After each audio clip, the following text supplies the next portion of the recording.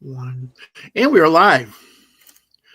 Guys, I'm very excited about this. I'm going, we're this whole series of podcasts is leading up to the big event we're going to have on February 8th for Responsible Anglers United. I'm very excited about that. By the way, my name is Jay Angel, and you have just tuned into the Let's Talk Fishing podcast. Tonight, I have a guy who's very one of the main guys at Responsible Anglers United, named Blake Benoit. Blake has Benoit's Performance Baits. I've been through it. I can't wait to talk to him about it. How are you doing tonight, Blake? Going good, man. I'm just trying to get it out, share it out real quick, and get some more viewers for us. Yes. Thank you. I do appreciate that, Blake. I know that Steve Dufresne also shared it. I shared it, and looks like we have people coming on to watch already, which is great. Thank you, guys. I appreciate every single one of you guys. Every single one of you guys who comes on and watches me.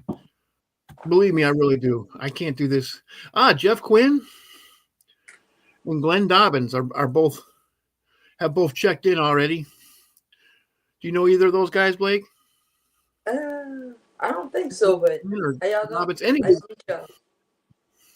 Guys, thank you very much for checking in and commenting. I love it when you guys comment. So, Blake, Responsible Anglers United. I love you guys, man. I love what you guys are doing for the fishing down here. I have been involved in efforts like this before up in Illinois, and believe me, they do work. Yeah, man. We trying hard to get this off the ground and make this not just a one-time thing, but a yearly and years to come event for our area to release fish into our fisheries. And what I like what you guys are doing, what most governmental agencies do, is they just release fingerlings, which are about 3/4 of an inch long, and they call it good. And man, you can't do that down here. There are more predators in our waters than any other place in the country. Yeah, exactly, man. We got a lot of big species of fish down here and predator fish. We got gore, alligator gore, shoe pig. Yeah, all kinds of stuff, man. Tad Mazie, thank you for checking in. See what hat I'm wearing, Tad. What's up, Tad? How you doing, man? Tad's a good guy, man. I fished with Tad a couple of times. Tad, he's an awesome guy, man. We got introduced a while back, and he's partnered up with us, helping us out with Responsible Anglers United, man. One of our key guys, and getting a lot of stuff done for us. We appreciate him. Well, Tad's the guy who introduced me to Responsible Anglers United. So I also thank you for that, Tad. Jeff Quinn is actually from Sports or Spars Outdoors. Yeah, I know. I love that guy. Thank you for checking in, Jeff. Thank you for checking in, Tad. So Responsible Anglers United, guys. Look at the scroll bar at the bottom of the screen. That's how you can buy your tickets, or that's also how you can buy raffle tickets for Tyler Rivette's fishing trip that he is raffling off. That's going to be a trip of a lifetime, guys. I have fished Lake St. Clair several times. I used to live right on the shores of that in Selfridge Air National Guard Base. And that was, I don't even want to tell you, 1990 when I moved in there. So that was a long time ago. But it was already a great smallmouth bass lake. Now it is a fantastic world-class smallmouth bass lake, and they're going to fly you up. They're even going to fly you up there, guys. I mean, think about it. They're going to fly you up there. You get to fish with Tyler Rivette on Lake St. Clair in his boat, and then they'll fly you back. Yeah, for $20. A lot of people down here, man. That's a trip of a lifetime, because we catch all the big largemouth we want down here, but we don't have them smallies. No, and I grew up fishing for smallmouth just like you grew up. Well, I also grew up fishing for largemouth, but man, I mean, as kids we would ride our bikes to smallmouth bass streams and just we were kids, man. We would just walk down to the stream, jump in, and walk for miles and catch smallmouths. So much fun, so much fun. Tad did say, "What's up, Blake?" Hey, what's going on, Mr. Tad? Thank you for tuning in. Mr. Tad, man, thank you, Mr. That's Tad Mazie, guys, of Crusted Gel Bass Crack. I'm going to show the guys what that is. Crusted Gel Bass Crack. Right here is some shad crack. Actually, when I fish with Tad, this is what we use. It's a much better. Let me see what I have here.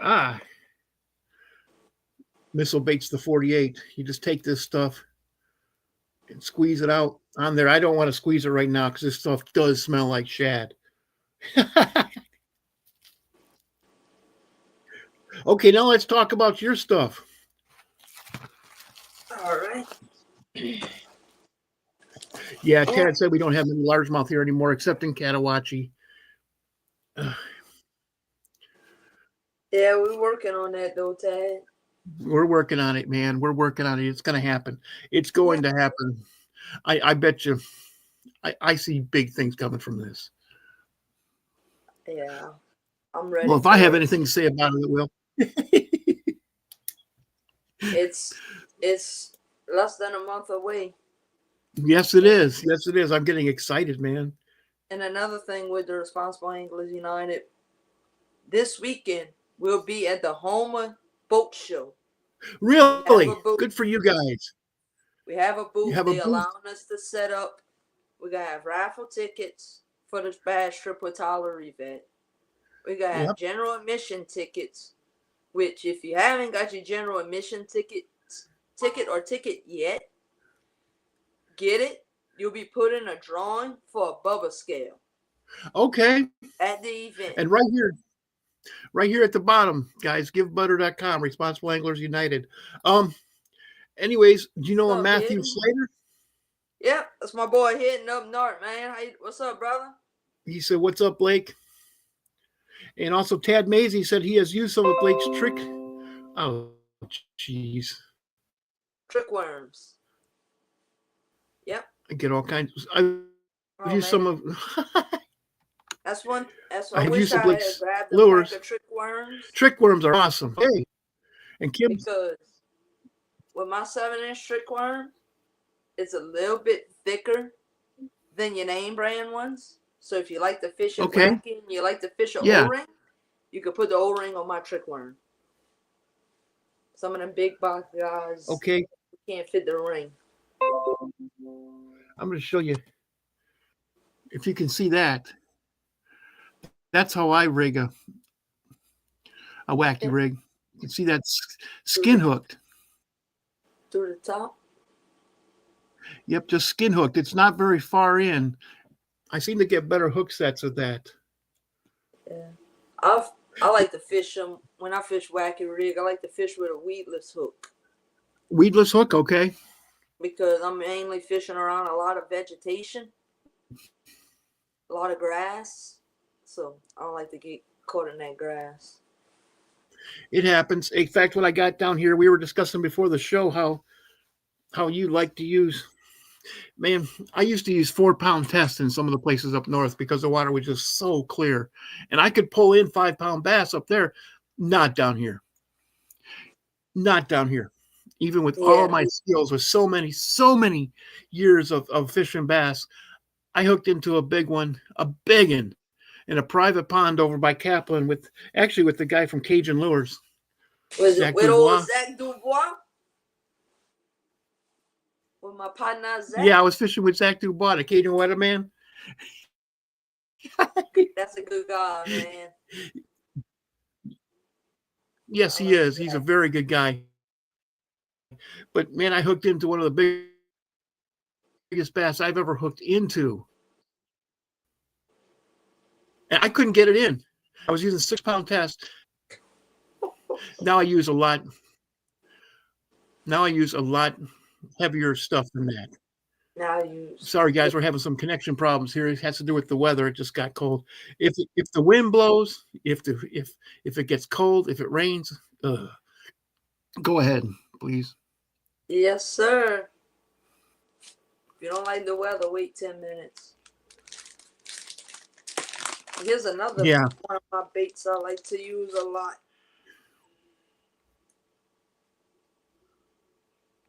Sapphire blue. Oh yeah. Buff crow. Now, do you like that color? Say that Now, again, how do you rig that? How do you rig that, sir? You can rig it for flipping. I like to punch with it, and also I like to use it as a jig trailer, vibrating jig trailer. The action on the claws are very, very good, man. When you throw this thing in the water, them claws float up. Vibrating jig trailer for flip. Yep. Oh, vibrating jig trailer, chatterbait. Daisy just said that he always uses weedless hook when fishing a wacky rig. I see why you would do it. I just.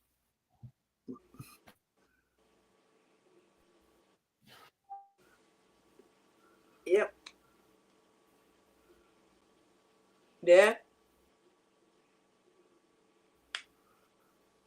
I think we lost it. Deborah caught her personal best on a wacky rig 9 months. That's jeez. It's a giant. Now, we used to have fish like that down here, didn't we? 792 in Gunnersville. I've seen a buddy of mine this weekend. Yeah, but we used to have fish that big down here. Catch I think a 698. I don't know if it was the Verret or the Spillway. They had fish media teams out of Dyrons. He caught that this weekend? This past weekend for media team, 698. Wow. I know, yeah, Fred King was out there. They came in second. Fred King came in third, I believe. The guy from Delta Lures? Fred from Delta? Yeah. I didn't go look at all the standings. I just seen his Facebook post the other day. Yeah, I talked to him. He did really well on that. That was out of Stevensville, I believe. Yep. And if they're catching 6.98, there's wow. Yeah. At 6.98, there's hope, man. Because I'm sure that buff is hooked up with the Bell River that goes through Stevensville.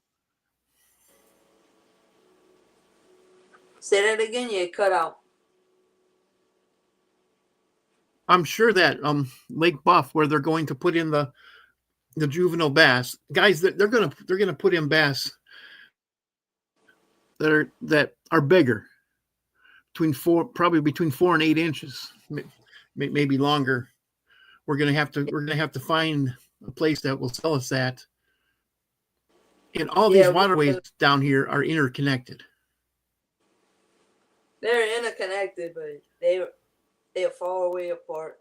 But Lake Buff's better connected to Catawachi, which a lot of people know that Catawachi used to be a phenomenal lake. Also, Lake Buff, man, in the 99 Bassmaster Classic was won out of Lake Buff by Davey Hyatt. Not even 2 miles from my fishing camp. Oh wow! Yes, sir. Yeah, Tad showed me where Kevin Van Dam won the Bassmaster Classic on Catawachi. Yep, we got a lot of great fishing down here, but the storms decimated it over the years. So that's what Responsible Anglers United is trying to do, is to bring it back. And one of the questions I've had, well, won't the next storm just knock it out again? Yes and no. Yes, it is going to kill a lot of fish, but we're gonna be putting hybrids in there, and our hybrids will breed with the bass that are already there, and not all of them die. We're looking for a hardier strain, and also if you have more fish there, more are going to survive. Right now, Yes. we just don't have many fish there, and that's a big problem.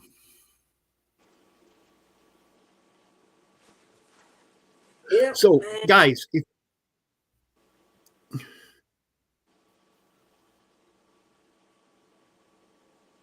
on the 20, Tad Mazie just said in 2011, the Bassmaster Classic was won on Lake Catawachi, which still holds the classic record. Yep. But man, this I had buddies that caught 20 pound 20. If you fish Lake Buff in a good year, when we had it good, 20-pound stringers were coming out of there like nothing. All the time, Biggest huh? biggest stringer I ever seen come out of Lake Buff with my eyes at a tournament was 25 pounds. Wow, that's a Nothing heavy string. and the biggest fish was a 7+. 7+. I Blake, I fished for bass all my life, but most of my bass fishing was done up north. The biggest bass I ever caught was just a hair over 7 in northern Illinois. That's an absolute monster. They just don't get that big up there. No. I guided bass for 17 years. The biggest bass I ever one of my customers ever caught was 6 pounds. And that's out of probably towards the end, it was probably 60, 70 trips a year. Yeah, my biggest one didn't come. My biggest one I caught down here was 5, like a 5.2. This was in a little bit higher. And my personal best is it was handheld scale was a 598. But if I'd have brought it to the marina and weighed it, it probably broke 6. Okay. So, and it was on Caney Lake. Caney Lake, man. Yeah. Caney Lake. There's some big ones in there. There's some big ones up there, man. Roy Widgeon from USA Kayak Fishing Magazine. He just checked in. He said, how are you guys liking the white stuff? Roy, I moved 1,000 miles south of where I used to live in Illinois, and now I still have to deal with snow. So I just don't leave the house when it snows down here. I just mold like most people down here. We don't have the infrastructure to deal with snow like they did up north. And when I lived in Alaska, they just pack it down. I wish I was able to enjoy They just it a pack little it down, more, man. That's all. I've been feeling a little under the weather, so I'll just go sit outside for a little while and come back in. So I didn't get to do much fun. Tad Mazie said you didn't get to have much fun in the snow. I didn't have any fun in the snow. Yep. Virginia shuts down with flurries. Yeah. Hey, Sean Spar. Actually, my buddy Sean Spar was just in a bad auto accident, so please pray for him, man. He's watching today. Good friend of the Let's Talk Fishing show right there. Great fisherman from the great state of Michigan. Boy, if you ever want to move up north, which you probably won't, Blake, but I might. Michigan is the place to go. Smallmouth bass, largemouth bass, steelhead trout, salmon, muskies, walleyes, yellow perch. Oh, Sean even fishes for sturgeon up there, man. The boy knows how to have fun. Furthest north I ever been was Tennessee. And Tennessee? Ah, man, you can't go to Tennessee and not fish, man. That's another great fishing state. That's when I wasn't in the fishing at the time. I kind of got out of fishing and I was into the truck scene, going to truck shows and all of that. Okay. Then I got out of that and got back into fishing and That's what made me want to start making baits. So when did you start making baits, Blake? April of this year will be 9 years. I've been 9 years. I've been pouring soft plastic baits. Yes, sir. I had a buddy of mine that was making spinner baits, and I was like, man, that's cool. And I told another buddy of mine, I was like, I might start making soft plastics. And he's like, if you can make this bait in this color, I'll buy 20 I'll buy packs. 100 of them. Yeah. So I did the Well, research, learned how to do it. you want to show Sean your crawl bait that you had there, sir? Yeah. And this is called the buff crawl because I like to fish Lake Buff with it. So I first tested it and caught fish on it. So Now that color, when would you use that color as opposed to a natural color?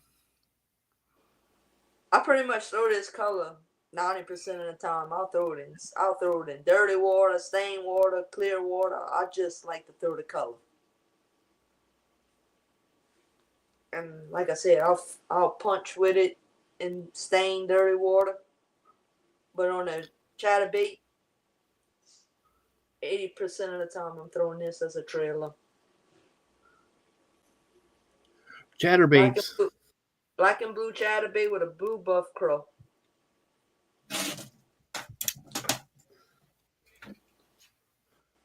Like this. This is one of Tad Maisie's favorites, and he got me hooked on it. I love this color. I've always loved this color. That's a beautiful color. I'll throw that. I'll throw that color in depending where I'm fishing. Like if I'm fishing like Verret area, I like to throw that color in the basin also. Yeah, man. If it's windy, you can't beat a chatterbait or actually a bladed jig type thing. Sean Spar just said that crawl bait would be a smallmouth killer on Lake St. Clair, or in the St. Clair River and Lake St. Clair. Oh yeah, man! It's got good action in the claws. It's if you flipping it, man. If you sitting it on the bottom, them claws come up like a crawfish on you. Oh yeah, oh yeah, I love that. You know about trying to grab Boy, a throw that crawfish around out some. at you down here in South Louisiana. Oh yeah. The live crawfish want to throw their hands up. Oh well, I've been grabbing crawfish since I was a boy. I told you I used to that we would run the smallmouth bass, little creeks, northern Illinois. They all have smallmouth bass in them. So we would run around those with little cups, and the crawfish would put up their, and we would have a cup in back of them. And we would touch their heads, and they would go right into that cup, and we would use those for bait for smallmouth bass. We just put one on the hook and throw it in a deep hole. Oh, Catfish. Actually, we pull their pinchers off. If you pull their pincher off, they're even better bait. You probably know that too. You probably used those when you were a boy, didn't you? Oh yeah, we actually used to fish for shoe pick a lot when I was a kid, which is known as bowfin. We call them shoe pick down here in South Louisiana. And we use crawfish for bait, for shoe pick. That cut perch, shrimp.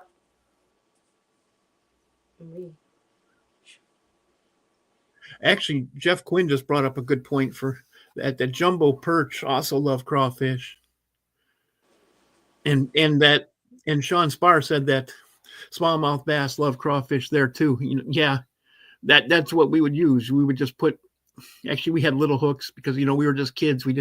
I didn't have 60 different sizes and styles of hooks back then. I have two Plano boxes just full of different hooks now. And probably 300 packages of hooks. We always got more than what we need. Oh yeah, that's what I call the excess that is professional fishing. So you also make stuff for crappies, don't you? Yes, sir. have what happened to it? Right here. This is one of my special jig heads I make. Okay. That's a thing, man. It's hard to see, but it has a spring right here, which holds the bait on. Oh, so you have And a I bait. tell you what, a lot of people like to fish a sickle hook. Me, I'm a straight J hook guy because I like to keep my hook level with my eye.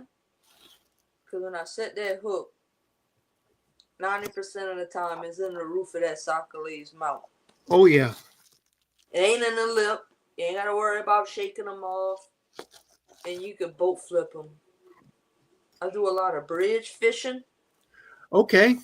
So sometimes I have to pull them soccerly 20 foot up.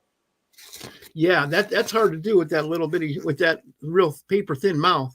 I want to show you guys something. You smallmouth bass fishermen out there, this is called craw crack. It's a great thing for smallmouth bass. What up, Steve-O? We got old Steve Dufresne watching. Do we? Yes, sir. Hey, Steve, thank you for. Hey, Steve. I got my heating pad on my back. Thank you, Steve. One thing I would like to say, Steve Dufresne just had. Yeah. One thing I would like to bring up, since Steve's here, I just was reminded about this. Last week I had Levi Thibodeau on. He's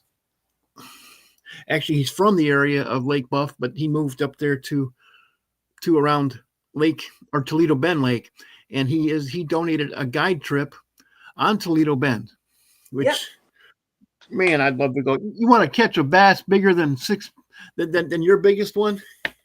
Toledo Bend's the place to do it. Levi could put you on her, man. I watched Levi come up. I used to fish in the same club with Levi. His dad had a club. We all fished. A lot of local people used to fish that club. And boy been on him since probably 6 years old. He's been tournament fishing. Jeez. The day last Wednesday he was out on Toledo Bend, and he got a 30-pound bag. Oh. Last Wednesday he was in the dirty 30s. So guys, yeah, man, we have 2 raffles for fishing trips, and I'm sure we're going to have all kinds of auctions, all kinds of things. You're donating some of your stuff to the cause, aren't you? Yes, sir. I have a good assortment of my baits. I'm probably going it's a new bait that I'm coming out with for this year. It's actually an old school worm. That used to be made in Shreveport by Bill Lewis Fishing. Bill Lewis. Know that, but they used Bill Lewis. You mean the guys who make the rattle traps? The rattle traps? Yes. Back in the 60s and 70s and early 80s, they used to be in the plastic business too. I know. I've been using their rattle trap since the 80s. In fact, when I was in the Air Force and I moved up to just north of Detroit to Selfridge Air National Guard Base, when I moved there, I had 2 rattle traps. And one time when I was fishing in Lake St. Clair, I actually got it snagged. So I threw out my anchor and went in after it. Anybody who's ever fished St. Clair knows you don't jump out of your boat in Lake St. Clair. It's a big lake. On a calm day, you probably have 2 to 3 footers. Yeah, on a 16-foot deep V Lund with 25 horse, we would go out there, and I would go out there by myself all the time. Yes. If the water was open, if there was no ice, I was fishing. I spent all my money on that, and then of course I got married, and that came to a screeching halt That's because we she said just she'd like to have some money for eating too.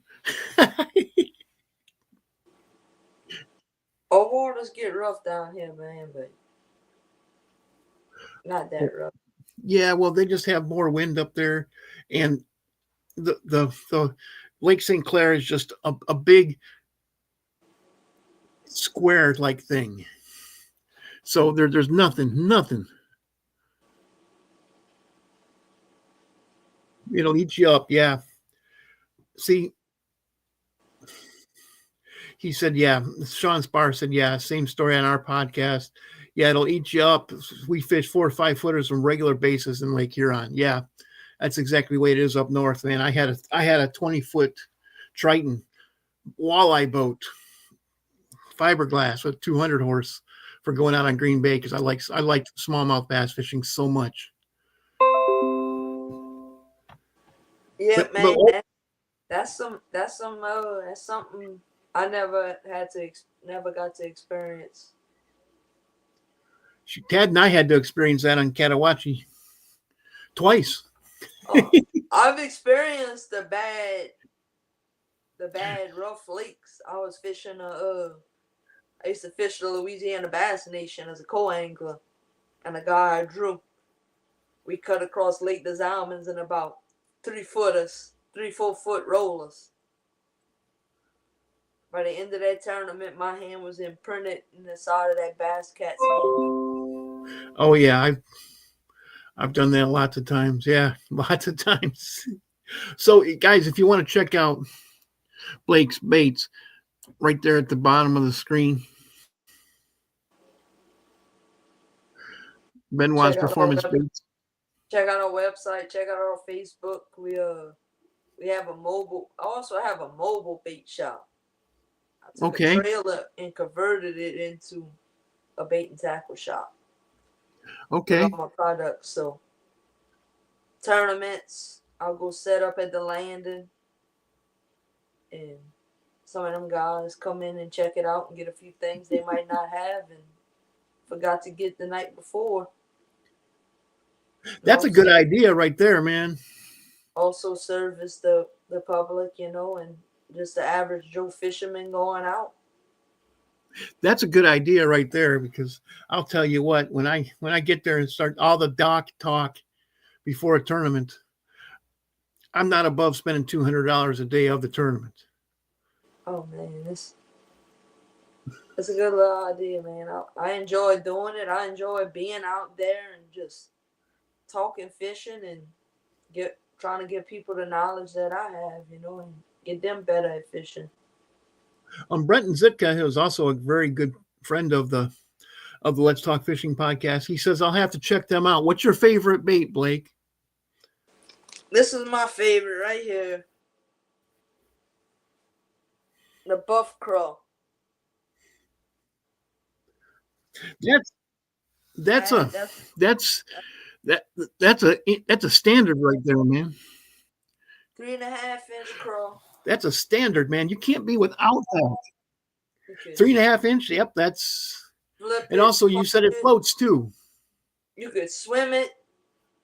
That claws have such good action and it makes a good. You could swim the crawfish. You could use it as a jig trailer, vibrating jig trailer. It's multiple use, man. You got them in. My favorite thing to do with something like that is putting on the back of a jig. Now up north, I'd put on the back of a football head. Down here, it'd be something a little less aggressive. Football heads are good for a swim jig. You said? Yeah. Yeah, you'd put that on a swim jig. I'd probably put it on a structure jig. Yeah, structure jig, Just because, finesse jig.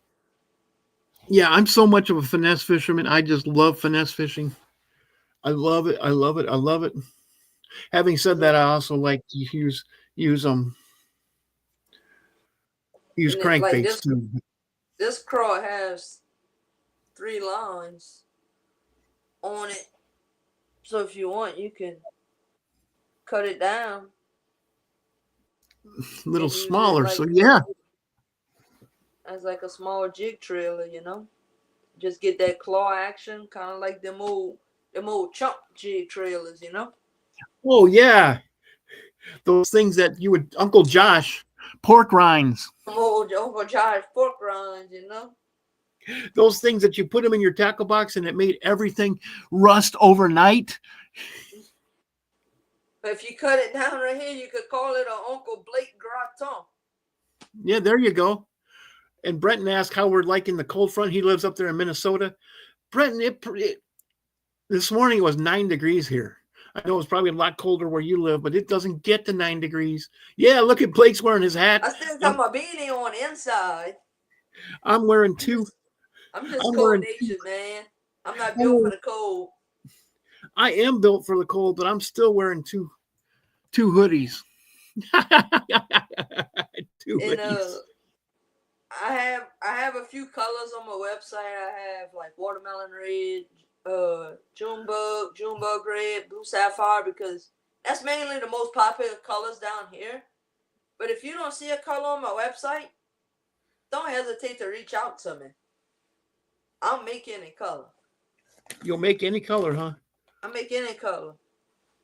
But I just mainly make June bug. That's one of my favorite colors. And your watermelon seed, man. Green pumpkin. Green pumpkin's pretty good too. I use a lot more green pumpkin when I'm fishing more up north, Toledo Bend. Okay. But down here, I like to fish more watermelon red. Okay. What about June bug? Oh, June bug. June bug. I'll flip a June bug finesse wire. Sure. Day. All day long. You know, gosh, it was probably 95 or 96 when I first wacky rigged, and it was with it was with a finesse wire. God, what the heck? Zoom lures, trick worm. The trick wire? Because that's all they had back in 95. And my friend showed me the wacky rig. I said, how the hell's that supposed to work? And we were fishing a crystal clear lake, and we were working a weed edge. It was probably 15 feet deep, but of course you could see it. So I cast it out there. I said, so this is all you do? And him and I were watching, we had on our Polaroids, and we were watching that go down. And there was a smallmouth bass that turned, about a big old smallmouth bass, and it came at that thing like a freight train. And him and I were both screaming by the time this thing hit, and it hit and set the hook. I couldn't believe it. I'm like, okay, I'm hooked, man. Rest of my life. Here, it was 1995 or 96. 30 years later, I'm still wacky rigging. Not 95. That's pretty much when I first got into bass fishing, man. Yep. Back then, all I throw was tequila sunrise culprit. Yep. Culprit worms. I remember those too. Lance Pierce just said that your artificial grass shrimp are his go-to for big perch. And artificial grass shrimp, man. That's one of my goods. I should have grabbed a pack of them, man. I was trying to walk through the snow uphill boat ways to get them out the trailer, man. And now I know how my grandparents felt going to school. Yeah. But that artificial grass shrimp, man, that's another thing. Like I use, like I like to night fish for sockeye. Oh yeah. I use the glow. Green lights. I use the glow. I have a glow in the dark color on that. Not only would I use that for sockeye, but I use that for speckled trout at night fishing. Oh, speckled trout. Yeah, well. On that jig that's what I use for speckled trout right there. That's about all I need. That's a Mojo shrimp. That's another local bait company I work with. I like working with you local guys, man. Yeah, we appreciate it, man. Well, thank you. Thank you. And also, Lance, thank you for telling us that. That tells me that people are going to your website there, Blake. Oh, yeah, man. Lance was a good guy. I met Lance. Lance hit me up one day, and his daughter was trying to raise money to go to a dance competition. Okay. And he had asked me if I could sell him some baits so his daughter could raffle. And he told me the story and all, and I was like, you know what? I said, I like seeing the younger generation put forth work and effort. Yes. So you know what? I'm gonna hook your daughter up. Here. Here's some baits, here's a rod, here's a reel. Oh man. Let your daughter raffle that off, make her money so she could go to a dance competition. And Lance, me and Lance been solid ever since, man. Lance always supports me with my baits, and he's also a big supporter of Responsible Anglers United also. Two thumbs up, man. He's making hats and Oh, selling hats on his website and giving us $10 off of every hat he sells. wow. Wow. And he's going to be there February 8th with his hat press and hat patches, pressing hats for anyone who wants to buy one at the event. And he's still going to honor that $10 to us off of every sale. That's what we're about down here in the Bayou, the locals supporting the locals, man. Absolutely. That's why I'm doing this. Well, also I like additional stockings too. I just think that's the coolest thing ever. I really, really, really like additional stockings. You know, man. So thank you, Lance. Lance, why don't you send me your website, and I will publicize that on my social media. Please do that. Give J Angel on Facebook. Just direct message me, Lance, if you're still here.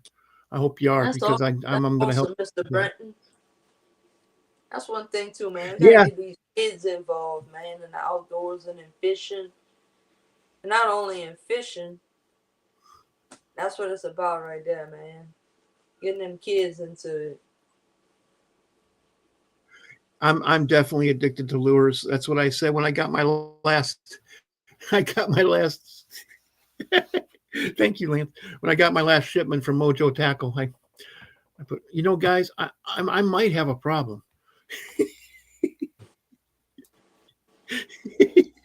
I had a problem. Is that trail out there that was full of baits until about 3 weeks ago, and I picked up a store, and I stopped all my inventory into the store.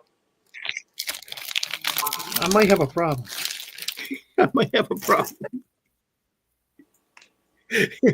But yeah, Lance, I'm serious about that, man. I'd like to get to know you too. Well, hey, Mr. Blake, do you have any shout outs you'd like to do? Any thank yous to any companies? Yeah, I want to give first of all, I want to give a shout out to you for what you're doing for the fishing community. Thank you. And the podcast, and just trying to put Louisiana and any general fishing on the map. Also, yes, thank you. I want to give a shout out and let y'all know about where y'all can get my baits. Y'all get them at Benoit's Performance Baits on the website. Or for my local people, y'all go check out Bashery Auto and Home in Bashery, Louisiana. They just recently put a fishing section in their store, and I'm their sole provider for fishing lures and tackle. So y'all go out and support them. And that's great, man. So Bashery, Louisiana, man, go and check that out if you're local. I want to give a shout out to all the sponsors we've been getting for Responsible Anglers United, man. Without them and the support of the community, we wouldn't be where we at right now going into our banquet. Also want to shout out the board members. They've been putting in effortless time into this event, hustling auction items, door prizes, banner sponsors, donations, raffle tickets. Thank y'all. Without y'all, we wouldn't be where we are at also. And absolutely. Also I want to thank Tyler Revet for donating the raffle trip, and Levi for donating the trip for Toledo Bend. 2 trips of a lifetime right there, folks, man. Think about Toledo Bend with Levi Thibodeau, a guy who fishes it every day. Think about that. You And might also, get I want to 2 pounds. thank everyone that's been supporting me for the last 9 years, man. It's been a real pleasure servicing this South Louisiana fishing industry. And everything I do, I try to give back as much as I can, you know. And without y'all support, I won't be able to do that. So y'all keep supporting me, so we could keep supporting our future anglers and supporting stock in our local waterways. Absolutely, man. Absolutely. And you know what, guys? It's coming. This show is coming to a close, but I would like to tell you, we just had one of the worst cold snaps we've ever had down here. But this weekend, it's done. The first day after a cold snap down here is the best day of the year to get out there and fish for specks. You want the 20-inch speckled trout? Well, they're going to be there. You want 15 speckled trout just to take home and eat? Like, it's possible on Saturday, man. It's Wednesday night, guys. Make your plans. Go fishing this weekend. I don't care where you are. Just go fishing, man. Go ice fishing if you're up north. Not this weekend, but the weekend after that, I will be out there going out of Falgout Canal Marina, going out for specks on Lake Decad. I cannot wait. I cannot wait for that. That's going to be so much fun. Hopefully, it won't be in the middle of a cold snap, but hopefully, it'll be nice and warm. I haven't been to Decad in a while, man. That's a good spot to catch bass too in the spring and summertime. Oh yeah, and those canals off of Decad. I've actually, if you look on my Facebook, a picture of me holding up a wacky rigged bass because you got the wacky worm over its nose. That was caught on one of those canals off of Decad. The buff craw, watermelon red, in them canals in one little canal off of Lake Decad. Me and my brother and my nephew were fishing a little afternoon 3-fish stringer tournament. Dude, if I didn't catch 100 schooling bass in that line of grass that day on that style craw and watermelon red, that was one of the most funnest days I had fishing. It wasn't about the size, but I mean, every time that crawfish went in that grass, boom, bam. So much fun. Ended up catching like a pound and a half and a 2-pounder on that craw. Then about the last 10 minutes of fishing, we was able to fish. My brother went in this canal. He's like, I want to go hit this canal, and he hooks a 3. So that put us in the money that night. Well, hey man, it's 6:45. It's done. I'm going to end the podcast with that. Thank you, everybody. Remember, get out there, go fishing this weekend, because you only get to do this life one time, man. Have fun. You're not going to remember how much fun you had watching the television in your last days. So anyways, Blake, stick around after the podcast. I'd like to talk to you for 2 minutes. All right. Thank y'all for having me, man. It was awesome time. Thank y'all.